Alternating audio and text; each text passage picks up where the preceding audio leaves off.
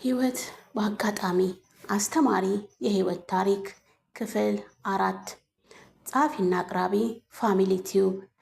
የዛን ቀን ማታ አልሚ በነገራችን ላይ የቤታችን አጋዥ ወይም እህቴን ስሟን አላስተዋወቅኳችሁም። ለካ አልሚ ትባላለች። የቤታችን ምርጥና ተወዳጇ ልጅ። እናም የዛን ቀን ማታ ከስራ ስገባ አልሚ ጥሩ ውጤት ስላመጣች የሚያምር ቀሚስ፣ አሪፍ ጫማ ገዝቼላት መጣሁ። እናቴ ቀስ ብዬ አሳየዋትና ሰርፕራይዝ ልናረጋት ተስማማን። ከዛም እራት ልንበላ በተሰባሰብንበት አልሚ አይንሽን ጨፍኝ አልኳትኝ። እንዴ ለምን ወንድም ጋሼ አለችኝ። አይ በቃ ጨፍኝ አልኳትኝ። ከዛ እናቴም ልጄ ሰርፕራይዝ ይባላል አሉ፣ እስኪ አይንሽን ጨፍኝ አለች። እኔም እሷ አይኗን ስጨፍን ሰርፕራይዝ አልኳትና ቀሚሱንና ጫማውን ሰጠዋት። ምን ልበላችሁ በደስታ ፈነጠገች። በጣም ደስ አላት። ዘላ እኔንም እናቴንም እቅፍ አርጋን የደስታ እንባ ለቀሰች። ምን ሆነሽ ነው አልሚ? አሁንማ አይለቀስም ደስታ ነው እንጂ አልኳትኝ።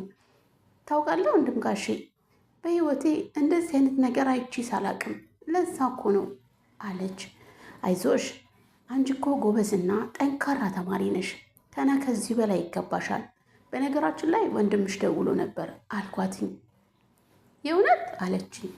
አዎ ደውሎ እንዴት ነሽ ደህና ነሽ ወይ ብሎ ጤናሽን ጠይቆሻል። እናትሽም ጥሩ ደረጃ ላይ እንዳለች ጤናዋም ጥሩ እንደሆነች ነግሮኛል። አትጨነቂ ብሎሻል አልኳትኝ። በደስታ ፈነጠገች። በቃ ፈጣሪ እናንተን ያገናኘን ለበጎ ነው ብላ ፈጣሪዋን አመሰገነች። በቃ ምን ልበላችሁ ሁላችንም ደስተኛ ሆንን። እራታችንን ከበላላን በኋላ ሁላችንም ወደ መኝታችን ገባን። ባባዬ እንቅልፉን ተኝቶ ስለነበረ እዛው በተኛበት ሳም አድርጌው እኔም ወደ ክፍል ያመራው።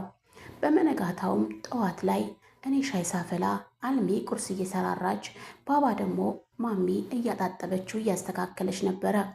ሁላችንም የተሰጠንን ኃላፊነት በአግባቡ ከተወጣን በኋላ ለቁርስ ሰብሰብ ባለንና ቁርሳችንን መብላት ጀመርን። ባባዬ እየጎረመሰ መጥቷል። እንዴት ደስ የሚልና ፍንድቅ የሚል ልጅ መሰላችሁ! በቃ ቤታችን ሙሉ ሆኗል። ይህንን ደስታ አባቴ ኖሮ ቢያዩ ብዬ በራሴ ዓለም ሰመጥኩኝ። እናቴ ድንገት ልጄ ሻዩ ቀዘቀዘብህ እኮ ጠጣው እንጂ አለችኝ። እሺ ማምዬ አልኳትና ሻይን ፉት ማለት ጀመርኩኝ። በቃ ቁርሳችንን ከበላለን በኋላ እኔም ወደ ስራዬ ተነስቼ ሄድኩኝ። አልሚና ማሚ እቤት ነው የሚውሉት። ያው አልሚዬ ትምህርቷ ስለጨረሰች አሁን ክረምት ረፍት ላይ ናቸው። እኔም እነሱን ተሰነባብቼ ወደ ስራ ያመራው። ስራዬ ላይም በሚገባ ቀንም ሙሉ እየሰራው ዋልኩኝ። አልሚ ምሳ ቋጥራልኝ ስለነበረ ምሳዬን ወደ 8 ሰዓት አካባቢ ለመብላት ወደ ካፌ አመራው። ካፌም ቁጭ ብዬ ምሳዬን እየበላው ሳለ ድንገት የማላቀው ስልክ ተደወለ። ሄሎ አልኩኝ። ከዛኛው ሳይድ ሴት ልጅ በረብ የደወለችው። አቤት አልኩኝ ብላ ሀሳቧን ስጨርስ ምን ነው በሰላም ነው ማን ልበል አልኳትኝ። ቀጠል አረኩና እሷም ማንነቷን ካስተዋወቀችኝ በኋላ ያለውን ሀሳቧን በስርስር ነገረችኝ። በንቴ ሴትዮ ጤነኛ ነሽ አልኳትኝ። ምክንያቱም የነገረችኝ ነገር በጣም አስደንጋጭ ነገር ነው። በነገራችን ላይ ያኔ ዩኒቨርሲቲ ስማር የተዋወቅኳት ልጅ እንደነበረች ታስታውሳላችሁ። በጣም ጎበዝ ጭምትና አይናፋር፣ ከትምህርቷ ውጪ ለወንዶች ቦታ ማትሰጥ ብዬ ያስተዋወቅኳችሁ ያቺ ቆንጆ ጉብል ለዘመናት ልቤን ይዛ ሄደች። ከዛ ወዲህ ሴት ቢባልም መቅረብም አልፈለግኩም። ምክንያቱም በቃ ወደ ስራዬ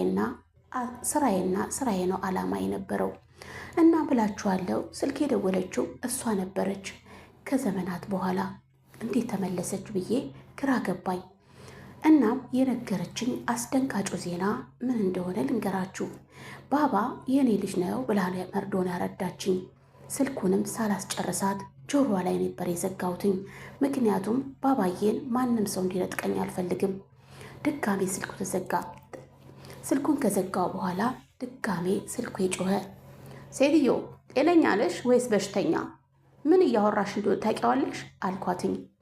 እባክህ አንዴ አዳምጠኝ ብላ ሀሳቧን ቀጠለች። ለካ ባባን እዛ በር ላይ ጥላ ስትሄድ ያለውን ነገር ሁሉ ትከታተል ነበረ።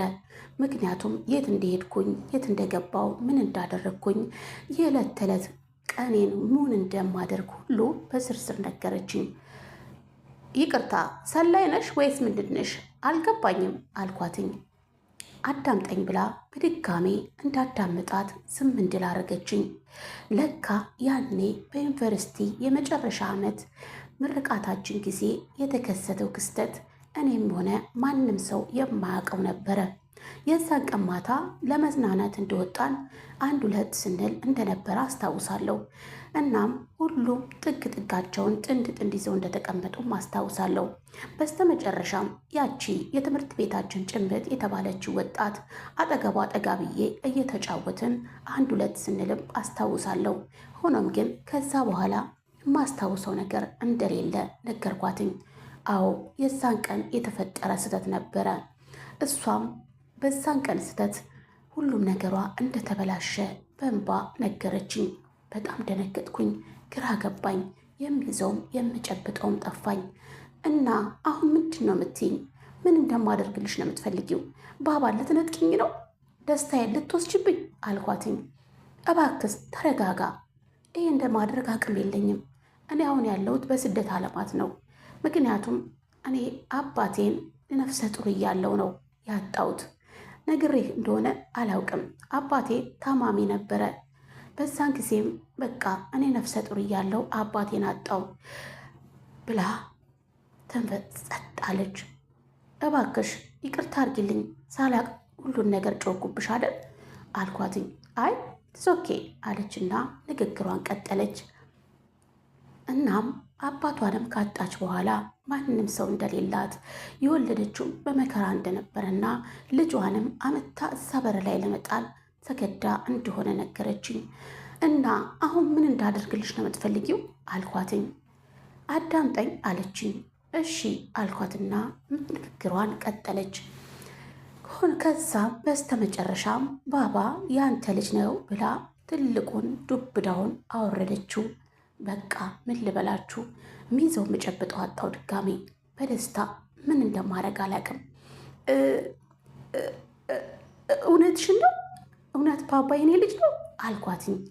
አዎ ባባ ያንተ ልጅ ነው ብላ ድጋሜ ነገረችኝ። ብቻ ምን እንደምላችሁ አላውቅም። በደስታ ፈነጠስኩኝ። ስልኩን ጆሮዋ ላይ ዘጋውና በፍጥነት ወደ ቤት ደወልኩኝ። ወደ ቤትም ስልክ ደውዬ ለእናቴ ምን እንደምላት ሁሉ ግራ ገባኝ። ልጄ ምን ሆነሃል? አጉል ሰዓት ደወልክ? የተፈጠረ ችግር አለ? ሰላም ጤና ይስጥልን። ውድና የተከበራችሁ የፋሚሊ ቲዩብ ተከታታዮች በያላችሁበት ሰላማችሁ ብዝት ይበል። እንግዲህ ህይወት በአጋጣሚ እንደተከታተላችሁት ይህን ይመስል ነበረ። በሌላ ክፍል እስከምንገናኝ እግዚአብሔር አምላክ ሀገራችን ሰላም ያርግልን። ለቻናል አዲስ ሲሆናችሁ ላይክ፣ ኮመንት፣ ሰብስክራይብ በማድረግ ቤተሰብ ሁኑ። ቤተሰብ የሆናችሁ ደግሞ የተለመደው አብሮነታችሁን ሼር፣ ኮመንት በማድረግ እንድታበረታቱን ስንል በትህትና እንጠይቃለን። በተለያዩ በስደት ዓለማት የምትኖሩ እህት ወንድሞቼ በሰላም እንደወጣችሁ በሰላም ለሀገራችሁ ያውቃችሁ። እንደወጡ ቀሮ ሳይሆን በሰላም ተመልሱ ከሚባሉት ተርታ ፈጣሪ አምላክ ያድርግን። ሀገራችን ሰላም ያርግልን፣ ህዝባችን ይባርክልን እላለሁኝ። እንግዲህ ሁሌም የዘውትር ምርቃቴ ነውና አሜን ብላችሁ ተቀበሉ። ፈጣሪ የልቦና መሻታችንን ይሙላል እላለሁኝ። በያላችሁበት ሰላማችሁ ብዝት ይበል። እወዳችኋለሁ፣ አከብራችኋለሁ። ስለምታበረታቱኝ ከልብ ከልብ ከልብ አመሰግናለሁ። ቸር ሰንብቱልኝ።